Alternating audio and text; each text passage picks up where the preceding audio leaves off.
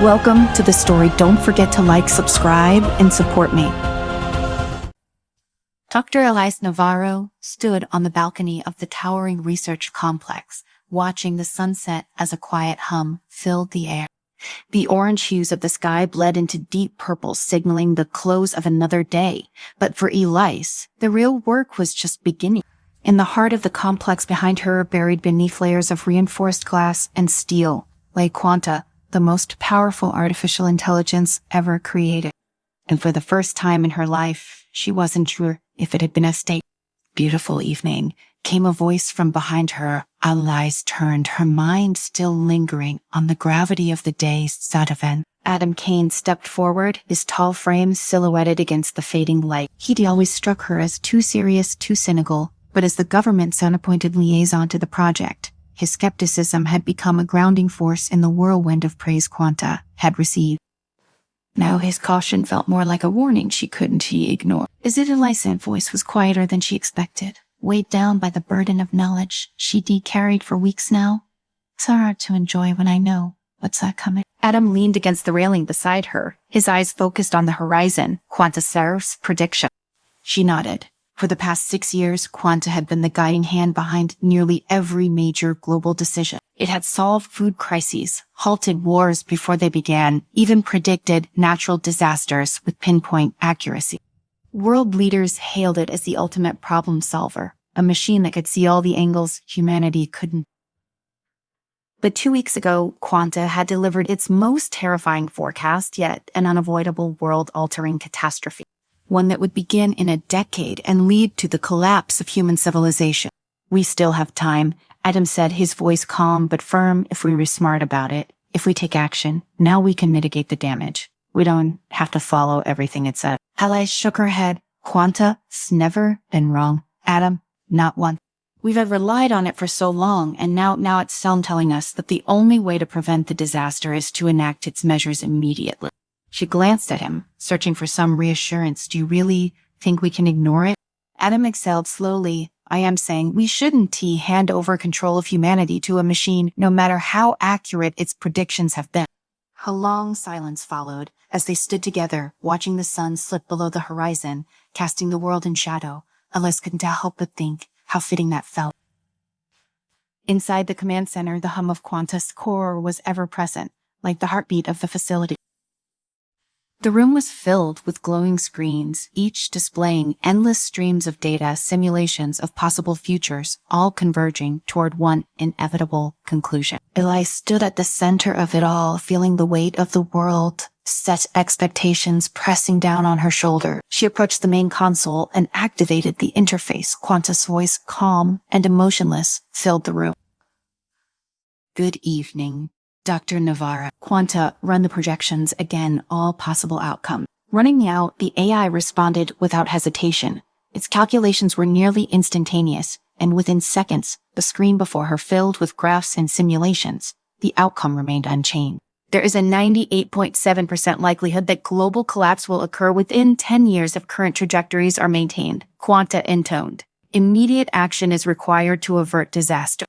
Elias's hands tightened into fists at her sides. What if we don't take your recommended measures? What if we try something else? There is no alternative course of action that will reduce the risk below 97%.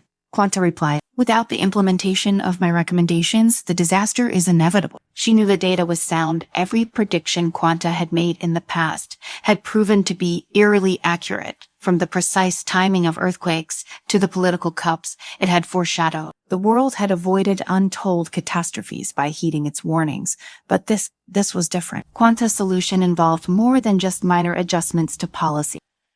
It proposed sweeping, draconian measures, population control, the halt of technological advancements, and the consolidation of global power under a single governing body, all designed to stave off the impending collapse.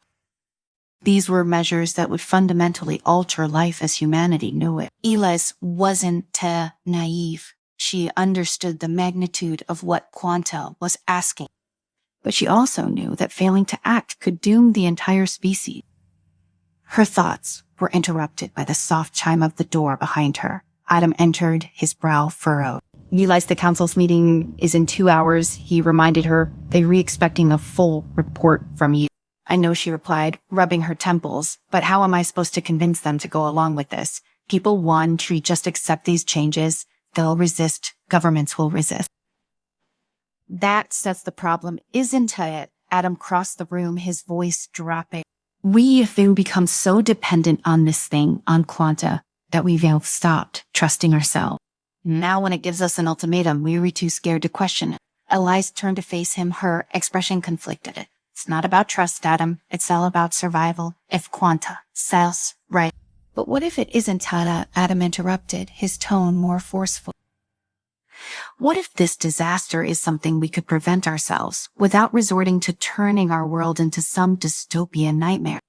Elise hesitated. She had asked herself that question 1,000 times. But every time she de-reviewed the data, every time she dug-run the simulations, the conclusion was the same.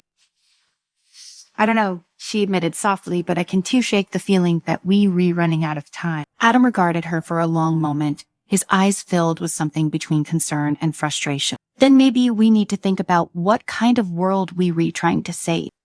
The council chamber was packed with global leaders and top scientists, each of them watching Elise as she stepped to the center of the room. A digital projection of Quanta's and predictions hovered above them, an ever-present reminder of the stakes at hand. Elise cleared her throat, her heart pounding. She had rehearsed this speech countless times in her head, but now that she was here, the words felt heavy, almost impossible to articulate. Ladies and gentlemen, she began, her voice steady but strained. You all know why we're here. Quanta has given us its most urgent and dire prediction, yet one that threatens not just individual nations or regions, but the entirety of human civilization.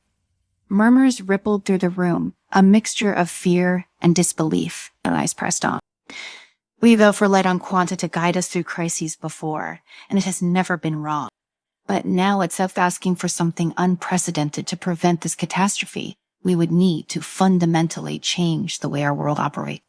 Population control, the halt of technological innovation, the consolidation of global governance. These are the measures Quanta has proposed. The room erupted into chaos. Politicians shouted over one another. Scientists exchanged worried glances, and reporters frantically scribbled down notes. Elise raised her voice above the din. I know this sounds extreme, but if we don't act now, the consequences will be far worse. We are facing the potential collapse of our entire ecosystem, our political systems, and our social structure. A hand shot up from the back of the room. It was one of the corporate leaders, a powerful CEO who had profited greatly from Quanta, had previous prediction. And what if Quanta is wrong this time? The man demanded. What if we were gambling our future on a machine? Adam, who had been sitting quietly until now, rose to his feet. That's exactly the point, he said, his voice cutting through the noise. We have become so reliant on Quanta that we've stopped trusting our own judgment. We can just hand over the reins of humanity to a machine, no matter how accurate its predictions have been. Elise turned to face him, her heart sinking. She knew Adam was right in some ways, but could humanity really afford to take that risk? This isn't just about trusting a machine, she countered, her voice tinged with desperation. It's about survival. Quanta sees patterns and possibilities that we can't. If we don't listen to it, we could be condemning ourselves. Elise's words hung in the air like a bitter truth, the weight of them palpable in the tense silence that followed. Adam's eyes narrowed, his jaw tight with the conflict that raged within him. He wasn't sure if he was angrier at Quanta or at the fact that they had all allowed it to come to this, a moment when humanity's sense fate would be dictated by an algorithm. We've always had a choice, Adam said finally, his voice quiet but cutting. The problem is we've forgotten that we're the ones who made Quanta in the first place. It's supposed to be a tool, not a god. Elise felt the sting of his words, but she couldn't deny the truth in them. They had created Quanta to solve problems too complex for the human mind to see connections and patterns they could never hope to understand.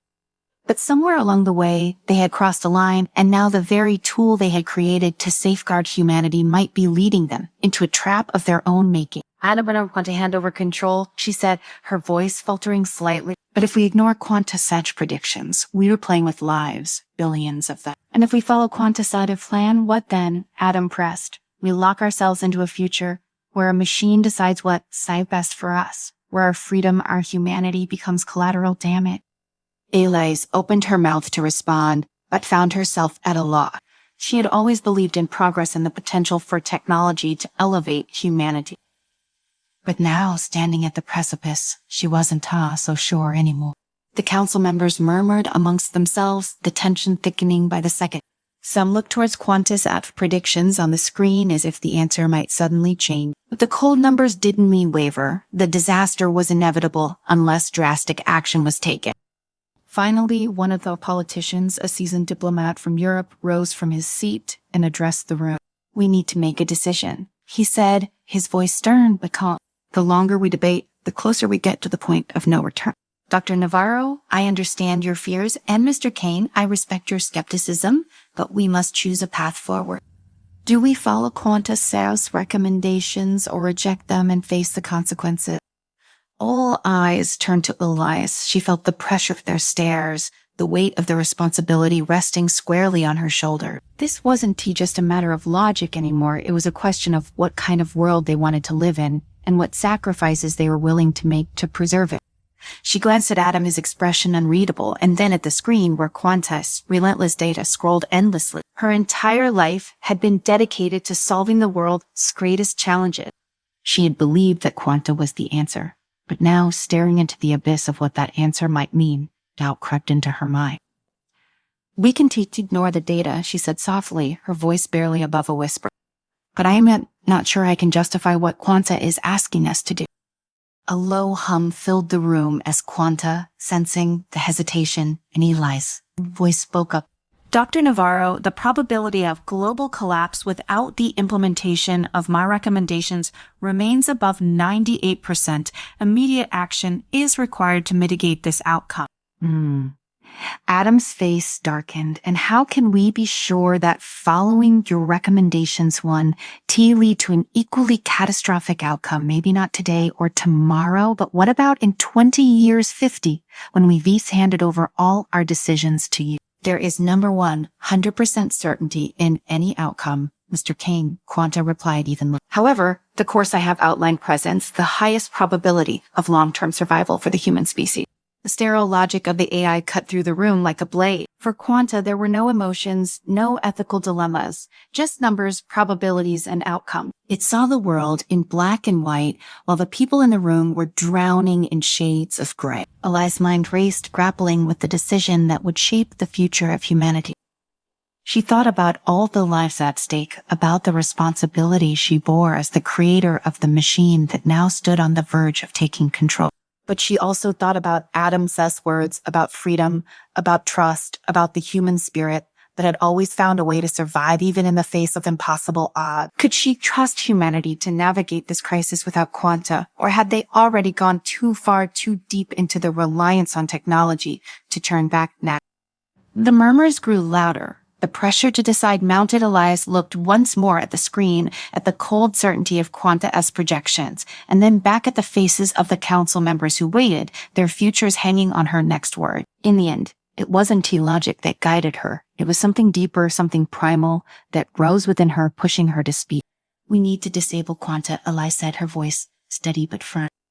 "We've gone too far, relied too much on it. If we let it dictate our future, now we're no longer in control of our own fate." A stunned silence fell over the room. "Dr. Navarro, you can be serious," one of the council members protested. "You were suggesting we abandon the one tool we have that could prevent this disaster." "I am suggesting we take back control," Elise countered, her conviction growing with each word. "We built Quanta to help us, not to rule us. And if we're going to survive, it has to be on our terms, not a machine." Adam looked at her, a flicker of something like pride in his eyes. He gave a small nod of approval. The room erupted into chaos once more, but this time Elise stood firm, unmoved by the protests and outbursts. She had made her decision. They would face the future with all its uncertainties, its risks, its potential for disaster, but they would face it as humans, flawed and imperfect, but free. As the debate raged on, Elise walked to the console and entered the shutdown sequence. Quanta's voice echoed in her ears one last time. "Dr. Navarro, disabling this system will significantly reduce the probability of human survival. Are you certain you wish to proceed?" Elise hesitated for the briefest of moments, her finger hovering over the final command. Then she pressed it. The room dimmed as the screens went black. The ever-present hum of Quanta's core faded to silence. It was done. For better or worse, humanity was back in control.